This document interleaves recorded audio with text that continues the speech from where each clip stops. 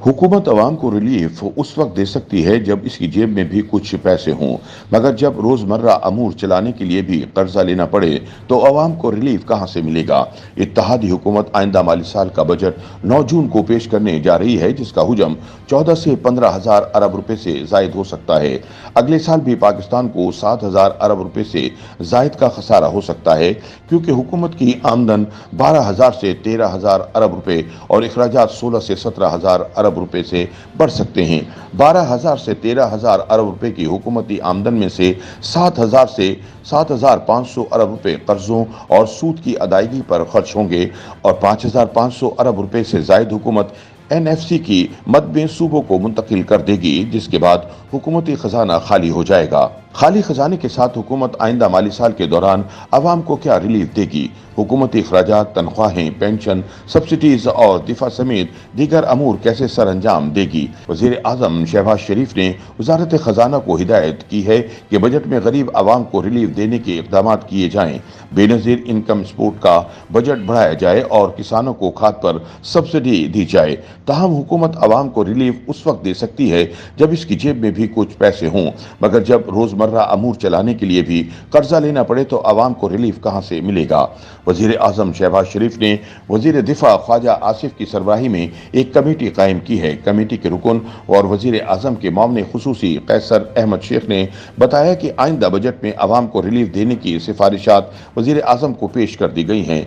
Budget में सरकारी मुलाजमीन की तनख्वाहों में 20% तक इजाफे की तजवीज़ दी गई है, जबकि बेनज़ीर इनकम सपोर्ट प्रोग्राम के मुस्तहिकीन की माली इमदाद को बढ़ाने की सिफारिश की गई है।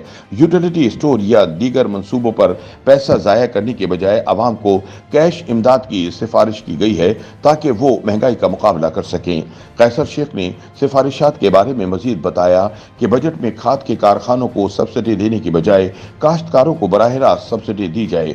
छोटी और दरमियानी सनतों को ज्यादा कर्जे दिए जाएं। पाकिस्तान में बड़ी सनतों को 93% कर्जा मिलता है, जबकि छोटी सनतों को सिर्फ 7% कर्ज दिया जाता है। इसलिए छोटी और दरमियानी सनतों के कर्ज को दुगना किया जाएगा। साबिक chairman federal board of revenue doctor Irshad Ahmad का मौजूदा सूरत हाल बारे कहना है कि हुकूमत के पास बजट में अवाम को रिलीफ देने के लिए कोई गुंजाइश नहीं है।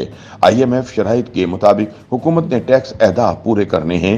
टैक्स अवाम से ही वसूल किए जाएंगे। टैक्सों का बोझ इन्हीं पर डाला जाता है जो लोग पहले ही टैक्स दे रहे हैं। अगर टैक्स इकट्ठा नहीं होगा तो हुकूमत की आमदन नहीं होगी। हुकूमत ने आमदन भी बढ़ानी है और मईशत को भी ठीक करना है।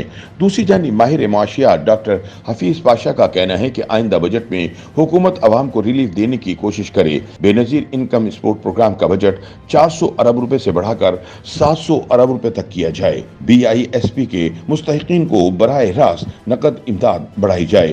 गरीब और मुतवस्सित तबके को रिलीफ देने के लिए अमीरों को दी गई मराहत कम की जाएं और इसकी आमदन गरीबों को मुंतकिल की जाए। नीस आटे पर सब्सिडी बढ़ाई जाए। डॉक्टर हफीज पाशा के मुताबिक आइंदा बजट में हुकूमत के लिए सबसे बड़ा चैलेंज IMF प्रोग्राम की बहाली होगी। अगर IMF की छतरी नहीं हुई तो पाकिस्तान के दिवालिया होने के इम्कान कई गुना बढ़ जाएंगे। ताहम दूसरी जानिब वजीर मुमलिकत खजाना डॉक्टर आयशा गौस पाशा का कहना है कि महंगाई को कम करना हुकूमत के लिए बड़ा चैलेंज है। बजट खसारा कम हो जाए तो अवाम को बराह रास्त रिलीफ मिलता है, क्योंकि इससे महंगाई कम होती है और नए टैक्सेस नहीं लगाने पड़ते। इत्तेहादी हुकूमत को अगला बजट मुमकिन इंतखाबात को मद्देनजर रखकर पेश करना होगा, जबकि IMF को भी राजी रखना पड़ेगा। डॉक्टर आयशा गौस पाशा का कहना है कि ये इलेक्शन बजट होगा। हम पाकिस्तान को बचा रहे हैं, पाकिस्तान को मुस्तहकम कर रहे हैं। वो बजट इलेक्शन बजट नहीं होगा क्या? बिल्कुल होना चाहिए। इस मुल्क को आप एक अच्छे रास्ते पर डाल रहे हैं। आप वो कर रहे हैं जो इस मुल्क की जरूरत है। क्या इस पर हमें इलेक्शन बजट नहीं देना चाहिए? हम ये भरपूर कोशिश कर रहे हैं कि आम आदमी पर मजीद बोझ ना डालें।